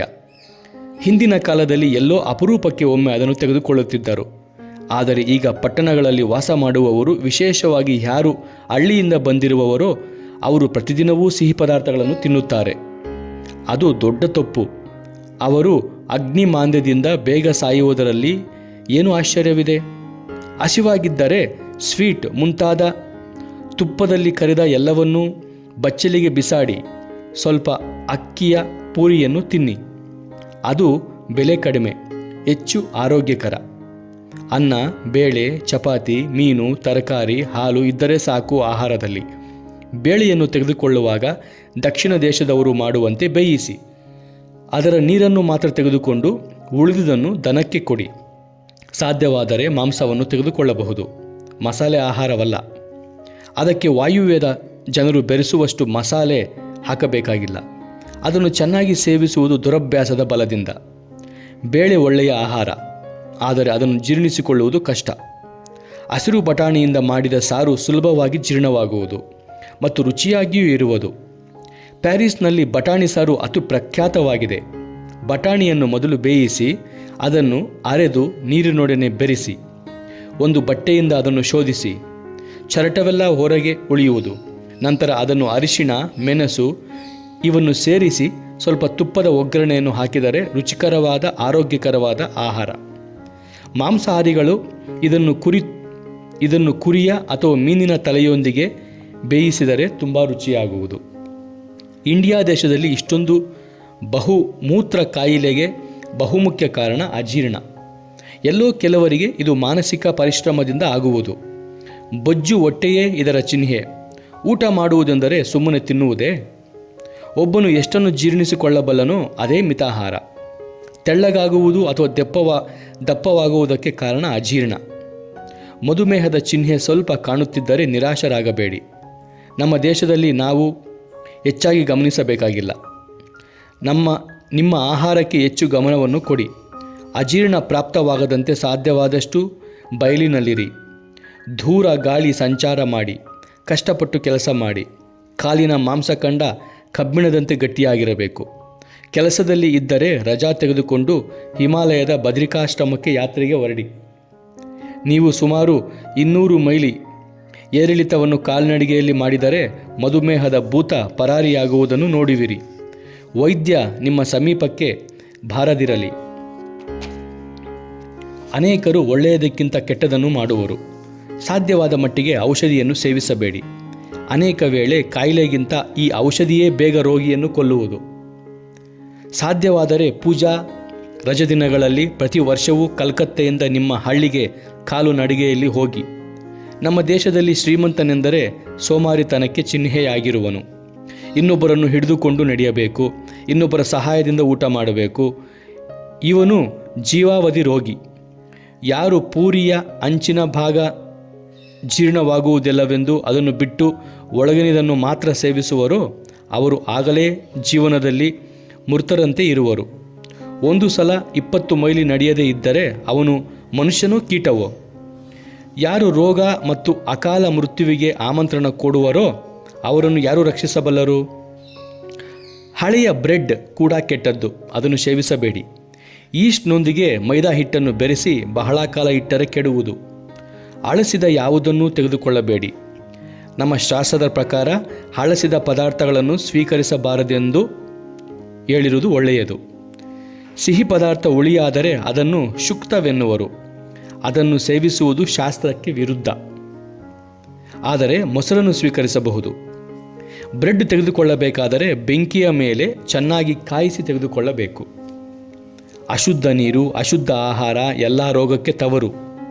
ಅಮೆರಿಕ ದೇಶದಲ್ಲಿ ನೀರಿನ ಶುದ್ಧಿ ಒಂದು ಚಟವಾಗಿದೆ. ಫಿಲ್ಟರ್ ಕಾಲ ಆಗಿ ಹೋಯಿತು. ಅದು ಕೇವಲ ನೀರನ್ನು ಮಾತ್ರ ಶೋಧಿಸುವುದು. ಅದರಲ್ಲಿರುವ ಸೂಕ್ಷ್ಮ ಕಾಲರ, ಪ್ಲೇಗ್ ಕ್ರಿಮಿಗಳು ಹಾಗೆಯೇ ಇರುವವು. ಈ ಫಿಲ್ಟರೇ ಕಾಲಕ್ರಮೇಣ ಜಾಡ್ಯದ ತವರೂರಾಗುವುದು. ಕಲ್ಕತ್ತೆಗೆ ಮೊದಲು ಈ ಫಿಲ್ಟರ್ ಬಂದಾಗ 5 ವರ್ಷ ಕಾಲರ ಇರಲಿಲ್ಲ. ಈಚೆಗೆ ಹಿಂದಿನಂತೆಯೇ ಆಗಿರುವುದು. ಏಕೆಂದರೆ ದೊಡ್ಡ ಫಿಲ್ಟರ್ ಸಾಂಕ್ರಾಮಿಕ ಕ್ರಿಮಿಗಳ ನೆಲೆಮನೆಯಾಗಿದೆ. 3 ಕಾಲಿನ ಬೊಂಬಿನ ಏಣಿಯ ಮೇಲೆ 3 ಮಡಕೆಗಳನ್ನು ಇಟ್ಟು ನೀರನ್ನು ಶೋಧಿಸುವುದು ಸರಳ ಮಾರ್ಗ. ಆದರೆ 2 ಅಥವಾ 3 ದಿನಕ್ಕೊಮ್ಮೆ ಹೊಸ ಇದ್ದಿಲು ಮರಳನ್ನು ಉಪಯೋಗಿಸಬೇಕು. ಇಲ್ಲವೇ ಅದನ್ನು ಚೆನ್ನಾಗಿ ಕಾಯಿಸಿ ಪುನಃ ಉಪಯೋಗಿಸಬೇಕು. ಒಂದು ಬಟ್ಟೆಯಲ್ಲಿ ಪಟಿಕವನ್ನು ಹಾಕಿ ನಂತರ ನೀರನ್ನು ಶೋಧಿಸುವುದು ಕಲ್ಕತ್ತೆಯ ಸಮೀಪದಲ್ಲಿರುವ ಗಂಗಾ ನದಿಯ ತೀರದ ಹಳ್ಳಿಗಳಲ್ಲಿ ಒಂದು ರೂಢಿಯಾಗಿದೆ. ಇದು ಒಂದು ಅತಿ ಶ್ರೇಷ್ಠ ಮಾರ್ಗ. ಪಟಿಕ ನೀರಿನಲ್ಲಿರುವ ಧೂಳು ಮತ್ತು ಕ್ರಿಮಿಗಳನ್ನೆಲ್ಲ ತಳಕ್ಕೆ ತರುವುದು. ಈ ಸಣ್ಣ ಪ್ರಯೋಗ ನಲ್ಲಿಯ ನೀರಿಗಿಂತಲೂ ಉತ್ತಮವಾಗಿರುವುದು. ಹೊರಗಿನಿಂದ ಬರುವ ಫಿಲ್ಟರ್ಗಳೆಲ್ಲಕ್ಕಿಂತ ಇದು ಮೇಲು. ನೀರನ್ನು ಚೆನ್ನಾಗಿ ಕಾಯಿಸಿದರೆ ಯಾವ ಅಪಾಯವೂ ಇಲ್ಲ. ಪಟಿಕದಿಂದ ನೀರಿನ ಕಶ್ಮಲವೆಲ್ಲ ತಳಭಾಗಕ್ಕೆ ಹೋದ ಮೇಲೆ ಆ ನೀರನ್ನು ಬೇರೆ ಪಾತ್ರೆಗೆ ಹಾಕಿ ಚೆನ್ನಾಗಿ ಕುದಿಸಿ ಕುಡಿಯಿರಿ. ವಿಲಾಯಿತಿಯಿಂದ ಬಂದ ಗಿಲ್ಟರ್ ಮುಂತಾದಗಳನ್ನೆಲ್ಲ ಆಚೆಗೆ ಬಿಸಾಡಿ. ಅಮೆರಿಕ ದೇಶದಲ್ಲಿ ಕುಡಿಯುವ ನೀರನ್ನು ತಯಾರು ಮಾಡಬೇಕಾದರೆ ಮೊದಲು ನೀರನ್ನು ದೊಡ್ಡ ಯಂತ್ರದಲ್ಲಿ ಆವಿಯಾಗಿ ಮಾಡುವರು. ನಂತರ ಬೇರೆ ಪಾತ್ರಗಳಲ್ಲಿ ಅದನ್ನು ತಣ್ಣಗೆ ಮಾಡಿ ನೀರು ಮಾಡಿ ಶುದ್ಧ ಗಾಳಿಯ ಸಂಪರ್ಕವನ್ನು ಕೊಡುವರು. ಕಾಯಿಸುವಾಗ ನೀರಿಂದ ಹೋದ ಗಾಳಿ ಪುನಃ ನೀರಿನೊಳಗೆ ಬರಲಿ ಎಂದು ಈ ಉಪಾಯ. ಈ ನೀರು ಅತಿ ಶುದ್ಧ. ಪ್ರತಿಯೊಂದು ಮನೆಯಲ್ಲಿಯೂ ಇದನ್ನು ಉಪಯೋಗಿಸುವರು. ನಮ್ಮಲ್ಲಿ ಯಾರು ಸ್ವಲ್ಪ ಶ್ರೀಮಂತರೋ ಅವರು ಮಕ್ಕಳಿಗೆ ಬೇಕಾದಷ್ಟು ತುಪ್ಪದಲ್ಲಿ ಕರಿದ ತಿಂಡಿ, ಮಿಠಾಯಿ, ಸ್ವೀಟ್ಸ್ ಮುಂತಾದವುಗಳನ್ನು ಕೊಡುವರು. ಬರೀ ಅನ್ನ ಚಪಾತಿ ಕೊಟ್ಟರೆ ಜನ ಏನು ತಿಳಿದುಕೊಳ್ಳುತ್ತಾರೋ ಎಂದು ಭಾವಿಸುವರು. ಹಾಗೆ ಬೆಳೆಸಿದ ಮಕ್ಕಳು ಇನ್ನು ಹೇಗೆ ಇರುವರು? ವಕ್ರ ಮೂರ್ತಿಗಳಾಗಿ, ಸೋಮಾರಿಗಳಾಗಿ, ಕೆಲಸಕ್ಕೆ ಬಾರದ, ಬೆನ್ನೆಲುಬೇ ಇಲ್ಲದ ಶುದ್ಧ ಮೂರ್ಖರಾಗುವರು. ಬಲಾಢ್ಯರಾದ ಆಂಗ್ಲೇಯರು ಹಗಲು ರಾತ್ರಿ ಕಷ್ಟಪಟ್ಟು ಕೆಲಸ ಮಾಡುತ್ತಾರೆ. ಅವರದು ಶೀತ ದೇಶ. ಅವರು ಕೂಡ ಸ್ವೀಟ್ಸು ಮತ್ತು ತುಪ್ಪದಿಂದ ಕರಿದ ತಿಂಡಿಯನ್ನು ತಿನ್ನಲು ಅಂಜುವರು. ನಾವು ಅಗ್ನಿಕುಂಡದಲ್ಲೇ ಇರುವೆವು. ಒಂದು ಮನೆಯಿಂದ ಮತ್ತೊಂದು ಮನೆಗೆ ಹೋಗುವುದಿಲ್ಲ. ನಾವು ತಿನ್ನುವುದೇನು? ಪೂರಿ, ಕಚೋರಿ, ಮಿಠಾಯಿ, ಎಲ್ಲ ತುಪ್ಪ, ಎಣ್ಣೆಯಲ್ಲಿ ಕರಿದ ಸಾಮಾನು. ಹಿಂದಿನ ಕಾಲದಲ್ಲಿ ಬಂಗಾಳದ ಗ್ರಾಮೀಣ ಜಮೀನ್ದಾರರು 20-30 ಮೈಲಿ ನಡೆಯುವುದು ಸಾಧಾರಣವಾಗಿತ್ತು.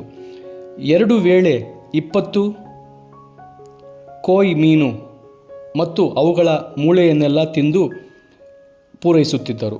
ಅವರು 100 ವರ್ಷದವರೆಗೂ ಬದುಕಿರುತ್ತಿದ್ದರು. ಈಗ ಅವರು ಮಕ್ಕಳು ಮೊಮ್ಮಕ್ಕಳು ಕಲ್ಕತ್ತೆಗೆ ಬಂದು ದೊಡ್ಡ ಬಾಬುಗಳಂತೆ ನಟಿಸುವರು. ಕನ್ನಡಕ ಹಾಕಿಕೊಳ್ಳುವರು. ಅಂಗಡಿಯಿಂದ ಸಿಹಿಯನ್ನೇ ಕೊಳ್ಳುವರು. ಒಂದು ಬೀದಿಯಿಂದ ಮತ್ತೊಂದು ಬೀದಿಗೆ ಹೋಗುವುದಕ್ಕೆ ಗಾಡಿ ಮಾಡುವರು. ನಂತರ ಮೂತ್ರಾತಿ ಸಾರವೆಂದು ಪೇಚಾಡುವರು.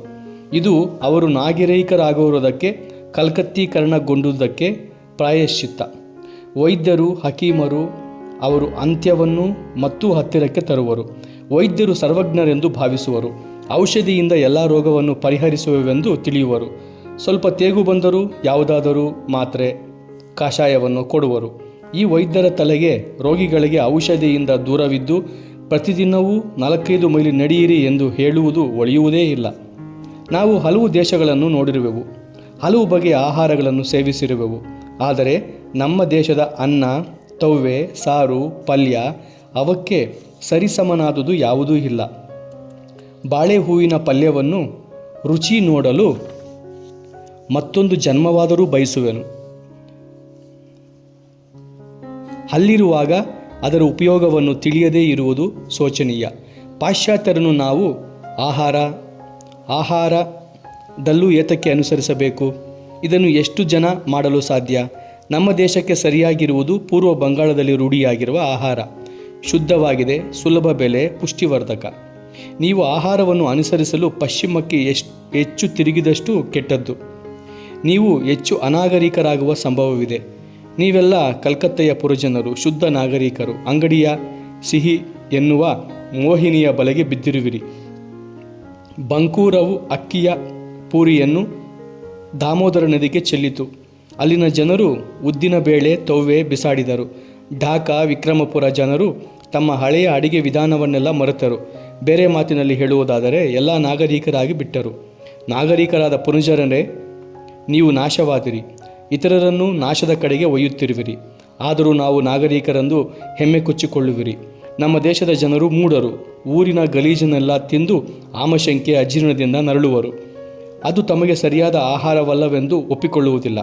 ಕಲ್ಕತ್ತೆಯ ಗಾಳಿ ನಮಗೆ ಒಗ್ಗುವುದಿಲ್ಲ, ಅದರಲ್ಲಿ ನೀರಿನ ಹಾವಿ ಇದೆ ಎಂದು ಹೇಳಿಕೊಳ್ಳುವರು.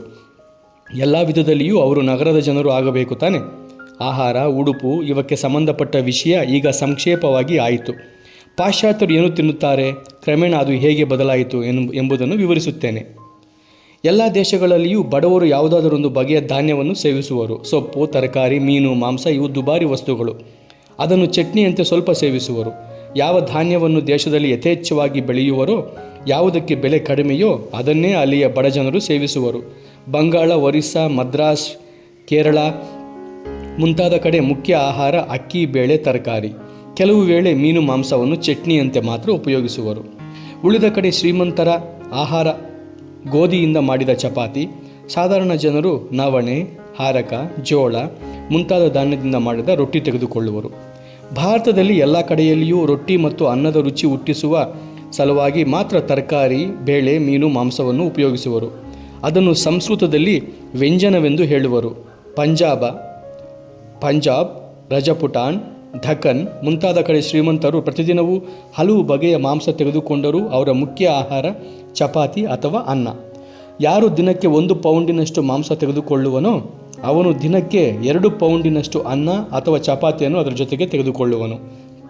ಇದರಂತೆ ಪಾಶ್ಚಾತ್ಯ ದೇಶಗಳಲ್ಲಿ ಬಡವರು ಬ್ರೆಡ್ ಮತ್ತು ಆಲೂಗಡ್ಡೆಯನ್ನು ಸೇವಿಸುವರು. ಮಾಂಸವನ್ನು ತೆಗೆದುಕೊಳ್ಳುವುದು ಅಪರೂಪ. ತೆಗೆದುಕೊಂಡರೆ ಅದನ್ನು ಚಟ್ನಿಯಂತೆ ಭಾವಿಸುವರು. ಹೆಚ್ಚು ಉಷ್ಣವಿರುವ ಸ್ಪೈನ್, ಪೋರ್ಚುಗಲ್, ಇಟಲಿ ಮುಂತಾದ ಕಡೆ ಬೇಕಾದಷ್ಟು ದ್ರಾಕ್ಷಿಯನ್ನು ಬೆಳೆಯುವರು. ದ್ರಾಕ್ಷಿಯಿಂದ ಮಾಡಿದ ಮದ್ಯ ಸುಲಭ ಬೆಲೆಗೆ ದೊರೆಯುವುದು. ಹೆಚ್ಚಾಗಿ ಕುಡಿಯದಿದ್ದರೆ ಇದರಿಂದ ಅಮಲು ಬರುವುದಿಲ್ಲ, ದೇಹಕ್ಕೂ ಒಳ್ಳೆಯದು. ಆ ದೇಶದ ಬಡವರು ಮೀನು ಮಾಂಸಕ್ಕೆ ಬದಲಾಗಿ ದ್ರಾಕ್ಷಾರಸವನ್ನು ಉಪಯೋಗಿಸುವರು. ಆದರೆ ರಷ್ಯಾ, ಸ್ವೀಡನ್, ನಾರ್ವೆ ಮುಂತಾದ ಯುರೋಪಿನ ಶೀತ ದೇಶಗಳಲ್ಲಿ ಗೋಧಿಯಿಂದ ಮಾಡಿದ ಬ್ರೆಡ್, ಆಲೂಗಡ್ಡೆ, ಒಣ ಮೀನು ಇದನ್ನು ಸೇವಿಸುವರು ಬಡವರು. ಯುರೋಪಿನ ಶ್ರೀಮಂತರು ಮತ್ತು ಅಮೆರಿಕ ದೇಶದ ಎಲ್ಲ ಜನರು ಊಟ ಬೇರೆ. ಅವರ ಮುಖ್ಯ ಆಹಾರ ಮೀನು ಮತ್ತು ಮಾಂಸ, ಬ್ರೆಡ್, ಅನ್ನ ಮುಂತಾದವುಗಳನ್ನು ಚಟ್ನಿಯಂತೆ ಸೇವಿಸುವರು. ಅಮೆರಿಕದ ದೇಶದಲ್ಲಿ ಬ್ರೆಡ್ ತೆಗೆದುಕೊಳ್ಳುವುದು ಎಲ್ಲೋ ಸ್ವಲ್ಪ. ಮೀನು ಮತ್ತು ಮಾಂಸ ಬಡಿಸಿದರೆ ಅದನ್ನು ಬ್ರೆಡ್ ಅಥವಾ ಅನ್ನದ ಸಹಾಯವಿಲ್ಲದೆ ಸೇವಿಸುವರು. ಅದಕ್ಕೆ ತಟ್ಟೆಯನ್ನು ಪ್ರತಿ ಸಲವೂ ಬದಲಾಯಿಸಬೇಕು. 10 ಬಗೆಯ ಆಹಾರವಿದ್ದರೆ ಅದನ್ನು 10 ಸಲ ಬದಲಾಯಿಸಬೇಕು. ಈ ರೀತಿ ನಾವು ಆಹಾರವನ್ನು ಸೇವಿಸಬೇಕಾದರೆ ಅದನ್ನು ಹೀಗೆ ಬಡಿಸಬೇಕು. ಮೊದಲು ಸೂಕ್ತ ಕಹಿಯಾದ ಪಲ್ಯ, ಆ ತಟ್ಟೆಯನ್ನು ಬದಲಾಯಿಸಿದ ಮೇಲೆ ತವ್ವೆ, ಅದರಂತೆಯೇ ಸೂಪ್, ನಂತರ ಅನ್ನ, ಪೂರಿ, ಹೀಗೆ ಪ್ರತಿ ಸಲವೂ ತಟ್ಟೆ ಬದಲಾಯಿಸಬೇಕು. ಈ ರೀತಿ ಬಡಿಸುವುದರಿಂದ ಆಗುವ ಪ್ರಯೋಜನವೇನೆಂದರೆ ಹಲವು ಬಗೆಯನ್ನು ಸ್ವಲ್ಪ ಸ್ವಲ್ಪ ಸೇವಿಸುವುದು. ಯಾವುದನ್ನು ಹೆಚ್ಚು ಸೇವಿಸುವುದಕ್ಕೆ ಅವಕಾಶವಿಲ್ಲ. ಫ್ರೆಂಚ್ ಜನ ಬೆಳಗ್ಗೆ ಕಾಫಿ, 1-2 ಚೂರು ಬ್ರೆಡ್ ಮತ್ತು ಬೆಣ್ಣೆ, ಮಧ್ಯಾಹ್ನ ಸಾಧಾರಣವಾಗಿ ಮೀನು ಮಾಂಸ. ಅವರ ಮುಖ್ಯ ಊಟ ನಡೆಯುವುದು ರಾತ್ರಿ. ಇಟಲಿ ಮತ್ತು ಸ್ಪೈನ್ ಜನರು ಫ್ರೆಂಚರಂತೆ. ಜರ್ಮನರು ಹೆಚ್ಚು ಸಲ ತಿನ್ನುವರು, ದಿನಕ್ಕೆ 5-6 ಸಲ. ಪ್ರತಿ ಸಲವೂ ಹೆಚ್ಚು ಕಡಿಮೆ ಸ್ವಲ್ಪ ಮಾಂಸ ಇದ್ದೇ ಇರುವುದು. ಇಂಗ್ಲಿಷರು ದಿನಕ್ಕೆ 3 ಸಲ. ಬೆಳಗ್ಗೆ ಉಪಹಾರ ಬಹಳ ಕಡಿಮೆ, ಮಧ್ಯ ಮಧ್ಯ ಕಾಫಿ ಅಥವಾ ಟೀ ತೆಗೆದುಕೊಳ್ಳುವರು. ಅಮೆರಿಕದವರು ದಿನಕ್ಕೆ 3 ಸಲ ತೆಗೆದುಕೊಳ್ಳುವರು, ಪ್ರತಿ ಸಲವೂ ಮಾಂಸ ತೆಗೆದುಕೊಳ್ಳುವರು. ಈ ದೇಶಗಳಲ್ಲೆಲ್ಲ ರಾತ್ರಿ ಊಟವೇ ಮುಖ್ಯ. ಶ್ರೀಮಂತರ ಹತ್ತಿರ ಫ್ರೆಂಚ್ ಅಡುಗೆಯವರು ಇರುವರು. ಅವರು ಫ್ರೆಂಚ್ ರೀತಿಯಲ್ಲಿ ಅಡುಗೆಯನ್ನು ಮಾಡುವರು. ಊಟಕ್ಕೆ ಮುಂಚೆ ಉಪ್ಪಿನ ಮೀನು ಅಥವಾ ಯಾವುದಾದರೂ ಬಗೆಯ ಚಟ್ನಿಯನ್ನು ಕೊಡುವರು. ಇದು ಹಸಿವನ್ನು ಹೆಚ್ಚಿಸುವುದಕ್ಕೆ. ನಂತರ ಸೂಪ್. ಇದಾದ ಮೇಲೆ ಇಂದಿನ ರೂಢಿಯ ಪ್ರಕಾರ ಹಣ್ಣು, ಮೀನು, ಮಾಂಸದ ಪಲ್ಯ. ಇದಾದ ಮೇಲೆ ಸುಟ್ಟ ಮಾಂಸದ ತುಂಡು, ಜೊತೆಗೆ ಸ್ವಲ್ಪ ತರಕಾರಿ, ನಂತರ ಹಕ್ಕಿಯ ಮಾಂಸ, ನಂತರ ಸಿಹಿ ಪದಾರ್ಥ, ಕೊನೆಗೆ ರುಚಿಕರವಾದ ಐಸ್ ಕ್ರೀಮ್. ಶ್ರೀಮಂತರ ಊಟದಲ್ಲಿ ಪ್ರತಿ ಸಲ ತಟ್ಟೆಯನ್ನು ಬದಲಾಯಿಸುವಾಗಲೂ ಮದ್ಯವನ್ನು ಬದಲಾಯಿಸುವರು. ಹಾಕ್, ಕ್ಲಾರೆಟ್, ತಣ್ಣಗಿರುವ ಶಾಂಪೈನ್ ಇವನ್ನು ಒಂದಾದ ಮೇಲೊಂದರಂತೆ ಬಡಿಸುವರು. ಪ್ರತಿ ಸಲ ತಟ್ಟೆ ಬದಲಾಯಿಸುವಾಗಲೂ ಚಾಕು, ಸ್ಪೂನ್, ಫೋರ್ಕ್ ಇದನ್ನು ಬದಲಾಯಿಸುವರು. ಊಟವಾದ ಮೇಲೆ ಹಾಲಿಲ್ಲದ ಕಾಫಿ ಮತ್ತು ಅತಿ ಸಣ್ಣ ಗ್ಲಾಸಿನಲ್ಲಿ ಮದ್ಯವನ್ನು ತರುವರು. ಕೊನೆಗೆ ಧೂಮಪಾನ.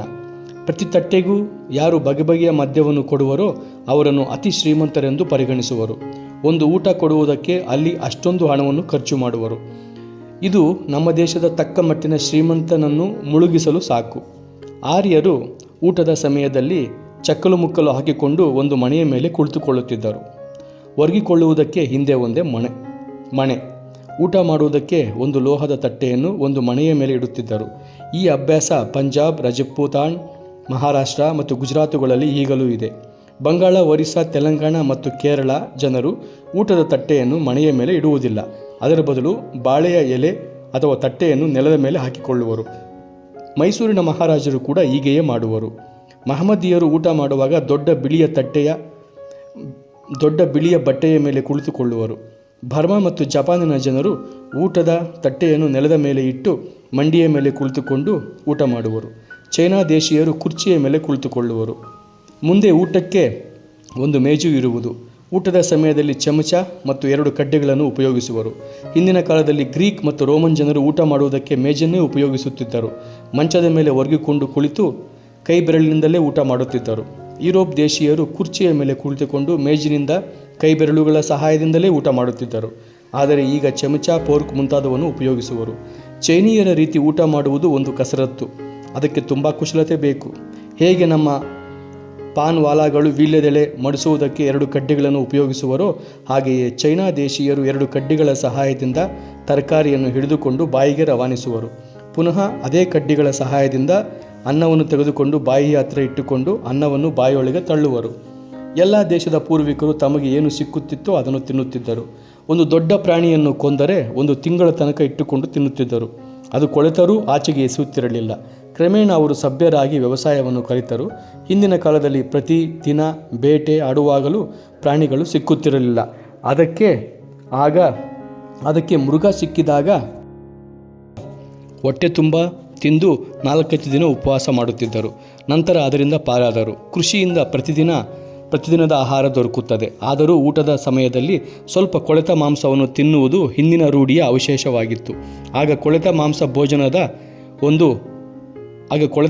ಭೋಜನದ ಒಂದು ಅವಶ್ಯಕ ಪದಾರ್ಥವಾಗಿತ್ತು. ಈಗ ಅದು ಚಟ್ನಿ, ಉಪ್ಪಿನಕಾಯಿ ರೂಪವನ್ನು ತಾಳಿದೆ. ಎಸ್ಕಿಮೋ ಜನ ಹಿಮದ ಮೇಲೆ ವಾಸಿಸುವರು. ಅಲ್ಲಿ ಯಾವ ಧಾನ್ಯವನ್ನು ಬೆಳೆಯಲು ಆಗುವುದಿಲ್ಲ. ಅವರ ಪ್ರತಿದಿನ ಆಹಾರ ಮೀನು, ಮಾಂಸ. ಯಾವಾಗಲೂ ಅಗ್ನಿಮಾಂದ್ಯವಾದರೆ ಚೂರು ಕೊಳೆತ ಮಾಂಸವನ್ನು ಪುನಃ ಹಸಿಯನ್ನು ಪಡೆಯುವುದಕ್ಕೆ ತಿನ್ನುವರು. ಈಗಲೂ ಯುರೋಪಿಯನ್ನರು ಪಕ್ಷಿ ಮತ್ತು ಇನ್ನೂ ವನಚರ ಪ್ರಾಣಿಗಳನ್ನು ಕೊಂದ ತಕ್ಷಣ ಉಪಯೋಗಿಸುವುದಿಲ್ಲ. ಸ್ವಲ್ಪ ವಾಸನೆ ಬರುವ ತನಕ ಅದನ್ನು ನೇತು ಹಾಕುವರು. ಕಲ್ಕತ್ತೆಯಲ್ಲಿ ಸ್ವಲ್ಪ ಕೊಳೆತ ಜಿಂಕೆ ಮಾಂಸ ಮಾರ್ಕೆಟ್ಟಿಗೂ ಬಂದೊಡನೆ ಖರ್ಚಾಗಿ ಹೋಗುವುದು. ಕೆಲವು ಬಗೆಯ ಮೀನು ಸ್ವಲ್ಪ ಹಳೆಯದಾದರೆ ಜನರಿಗೆ ಇಷ್ಟ. ಯುರೋಪಿನ ಕೆಲವು ಭಾಗಗಳಲ್ಲಿ ಸ್ವಲ್ಪ ವಾಸನೆ ಬರುವ ಚೀಸ್ ಜನರಿಗೆ ಇಷ್ಟ. ಶಾಕಾಹಾರಿಗಳಿಗೂ ಈರುಳ್ಳಿ, ಬೆಳ್ಳುಳ್ಳಿ ಬೇಕು. ದಕ್ಷಿಣ ದೇಶದ ಬ್ರಾಹ್ಮಣರ ಅಡಿಗೆಯಲ್ಲಿ ಅದು ಇದ್ದೇ ಇರುತ್ತದೆ. ಆದರೆ ಹಿಂದೂ ಶಾಸ್ತ್ರ ಅದನ್ನು ನಿಷೇಧಿಸಿದೆ. ಈರುಳ್ಳಿ, ಬೆಳ್ಳುಳ್ಳಿ, ಸಾಕಿದ ಕೋಳಿ, ಹಂದಿ ಇವು ಬ್ರಾಹ್ಮಣನಿಗೆ ನಿಷೇಧ ವಸ್ತು. ಯಾರು ಇದನ್ನು ಭಕ್ಷಿಸುವರೋ ಅವರು ತಮ್ಮ ಜಾತಿಯನ್ನು ಕಳೆದುಕೊಳ್ಳುವರು. ಅದಕ್ಕೆ ಆಚಾರಶೀಲ ಬ್ರಾಹ್ಮಣರು ಅದನ್ನು ಬಿಟ್ಟು ಅದರ ಬದಲು ವಾಸನೆಯಲ್ಲಿ ಅದಕ್ಕಿಂತ ಭಯಂಕರವಾದ ಇಂಗನ್ನು ಉಪಯೋಗಿಸಲು ಪ್ರಾರಂಭಿಸಿದರು. ಇದರಂತೆ ಹಿಮಾಲಯ ಪ್ರಾಂತ್ಯಗಳಲ್ಲಿ ವಾಸಿಸುವ ಬ್ರಾಹ್ಮಣರು ಬೆಳ್ಳುಳ್ಳಿಯಂತೆ ವಾಸನೆ ಬರುವ ಒಂದು ಬಗೆಯ ಹುಲ್ಲನ್ನು ಉಪಯೋಗಿಸುವರು. ಇದರಲ್ಲಿ ದೋಷವೇನು? ಶಾಸ್ತ್ರ ಇದನ್ನು ನಿಷೇಧಿಸಿಲ್ಲ. ಎಲ್ಲ ಧರ್ಮಗಳಲ್ಲಿಯೂ ತಿನ್ನುವುದಕ್ಕೆ, ಕುಡಿಯುವುದಕ್ಕೆ ಹಲವು ವಿಧಿ ನಿಷೇಧಗಳಿವೆ. ಕ್ರೈಸ್ತರಲ್ಲಿ ಮಾತ್ರ ಇದು ಇಲ್ಲ. ಜೈನರು ಮತ್ತು ಬೌದ್ಧರು ಎಂದಿಗೂ ಮಾಂಸ, ಮೀನು ತಿನ್ನುವುದಿಲ್ಲ. ಜೈನರು ನೆಲದೊಳಗೆ ಬೆಳೆಯುವ ಆಲೂಗಡ್ಡೆ, ಮೂಲಂಗಿ ಮುಂತಾದವನ್ನು ತಿನ್ನುವುದಿಲ್ಲ. ಏಕೆಂದರೆ ಆ ತರಕಾರಿಗಳನ್ನು ಅಗಿಯುವಾಗ ನೆಲದಲ್ಲಿರುವ ಕ್ರಿಮಿ ಕೀಟಗಳ ಒದೆಯ ಪಾಪ ಬರುವುದೆಂದು ಭಯ. ರಾತ್ರಿ ಹೊತ್ತು ಅವರು ಊಟ ಮಾಡುವುದಿಲ್ಲ. ಹಾಗೆ ಮಾಡಿದರೆ ಯಾವುದಾದರೂ ಕ್ರಿಮಿಕೀಟ ಬಾಯೊಳಗೆ ಹೋಗಬಹುದು. ಯಹೂದ್ಯರು ಯಾವ ಮೀನಿನ ಮೇಲೆ ಪೊರೆ ಇರುವುದಿಲ್ಲವೋ ಅದನ್ನು ಭಕ್ಷಿಸುವುದಿಲ್ಲ. ಹಂದಿ, ಮೆಲುಕು ಹಾಕದ, ಸೀಳದ, ಕಾಲ್ಗೊರಿಸಿಲ್ಲದ ಪ್ರಾಣಿಗೆಯನ್ನಾಗಲಿ ತಿನ್ನುವುದಿಲ್ಲ. ಮೀನು, ಮಾಂಸ ಬೇಯಿಸುವ ಕಡೆ ಹಾಲು ಮತ್ತು ಅದಕ್ಕೆ ಸಂಬಂಧಪಟ್ಟ ವಸ್ತುವನ್ನು ತಂದರೆ ಮಾಡಿದ್ದನ್ನೆಲ್ಲ ಆಚೆಗೆ ಎಸೆಯುವರು. ಅದಕ್ಕೆ ಆಚಾರಶೀಲರಾದ ಯಹೂದ್ಯರು ಅನ್ಯ ದೇಶೀಯರು ಮಾಡಿದ ಅಡಿಗೆಯನ್ನು ಸೇವಿಸುವುದಿಲ್ಲ. ಹಿಂದೂಗಳಂತೆಯೇ ನೈವೇದ್ಯ ಮಾಡದ ಮಾಂಸವನ್ನು ಭಕ್ಷಿಸುವುದಿಲ್ಲ. ಬಂಗಾಳ ಮತ್ತು ಪಂಜಾಬುಗಳಲ್ಲಿ ದೇವಿಗೆ ಅರ್ಪಿಸಿದ ಮಾಂಸಕ್ಕೆ ಮಹಾಪ್ರಸಾದವೆಂದು ಹೆಸರು. ಮಹಾಪ್ರಸಾದವಲ್ಲದ ಮಾಂಸವನ್ನು ಯಹೂದ್ಯರು ಭಕ್ಷಿಸುವುದಿಲ್ಲ. ಹಿಂದೂಗಳಂತೆಯೇ ಅವರು ಕೂಡ ಮಾಂಸವನ್ನು ಸಿಕ್ಕಿದ ಕಡೆ ಕೊಂಡುಕೊಳ್ಳಲಾರರು. ಮಹಮ್ಮದೀಯರು ಯಹೂದ್ಯರ ಹಲವು ನಿಯಮಗಳನ್ನು ಅನುಸರಿಸುವರು, ಆದರೆ ಅವರಂತೆ ಒಂದು ಅತಿರೇಕಕ್ಕೆ ಹೋಗುವುದಿಲ್ಲ. ಒಂದು ಊಟದಲ್ಲಿ ಹಾಲು, ಮೀನು, ಮಾಂಸವನ್ನು ಭಕ್ಷಿಸುವುದಿಲ್ಲ. ಆದರೆ ಅವು ಒಂದೇ ಅಡಿಗೆ ಮನೆಯಲ್ಲಿದ್ದರೆ ಅಥವಾ ಒಂದಕ್ಕೊಂದು ತಾಗಿದರೆ ಆಚಾರವೇನೂ ಕೆಡುವುದಿಲ್ಲ. ಆಹಾರದಲ್ಲಿ ಹಿಂದೂಗಳಿಗೂ ಯಹೂದ್ಯರಿಗೂ ಎಷ್ಟೋ ಹೋಲಿಕೆ ಇದೆ. ಆದರೆ ಹಿಂದೂಗಳು ತಿನ್ನುವ ಕಾಡು ಹಂದಿಯನ್ನು ಯಹೂದ್ಯರು ತಿನ್ನುವುದಿಲ್ಲ. ಹಿಂದೂಗಳಿಗೂ ಮಹಮ್ಮದೀಯರಿಗೂ ಇರುವ ಪರಸ್ಪರ ದ್ವೇಷದಿಂದ ಪಂಜಾಬಿನಲ್ಲಿ ಯಾವುದನ್ನು ಮಹಮ್ಮದೀಯರು ಮಾಡುವುದಿಲ್ಲವೋ ಅದನ್ನು ಹಿಂದೂಗಳು ಮಾಡುತ್ತಾರೆ. ಅಲ್ಲಿಯ ಹಿಂದೂಗಳಿಗೆ ಕಾಡು ಹಂದಿಯ ಮಾಂಸ ಅತ್ಯವಶ್ಯಕವಾದ ವಸ್ತುವಾಗಿದೆ. ರಜಪೂತರಿಗೆ ಕಾಡು ಹಂದಿಯನ್ನು ಬೇಟೆಯಾಡುವುದು, ಅದರ ಮಾಂಸವನ್ನು ಭಕ್ಷಿಸುವುದು ಧರ್ಮದ ಒಂದು ಭಾಗ. ದಕ್ಷಿಣದ ಬ್ರಾಹ್ಮಣರನ್ನು ಬಿಟ್ಟರೆ ಉಳಿದವರೆಲ್ಲರೂ ಹಂದಿ ಮಾಂಸವನ್ನು ಸೇವಿಸುವುದು ರೂಢಿಯಾಗಿದೆ. ಹಿಂದೂಗಳು ಕಾಡು ಕೋಳಿಯನ್ನು ತಿನ್ನುತ್ತಾರೆ, ಆದರೆ ಸಾಕಿದ ಕೋಳಿಯನ್ನು ತಿನ್ನುವುದಿಲ್ಲ.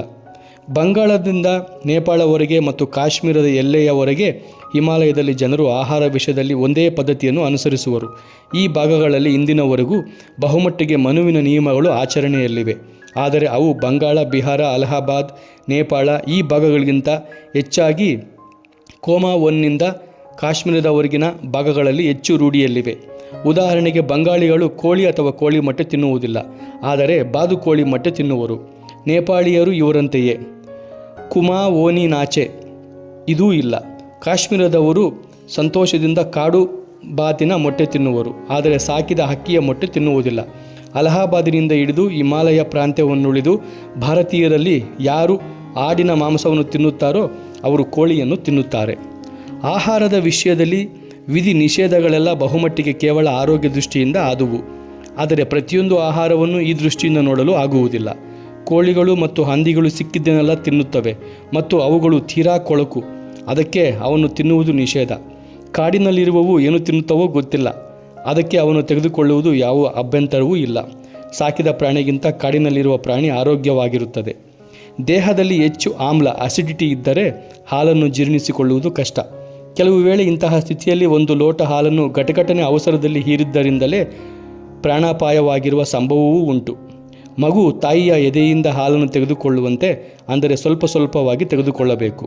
ಆಗ ಸುಲಭವಾಗಿ ಜೀರ್ಣಿಸಿಕೊಳ್ಳಬಹುದು, ಇಲ್ಲದೇ ಇದ್ದರೆ ಕಷ್ಟ.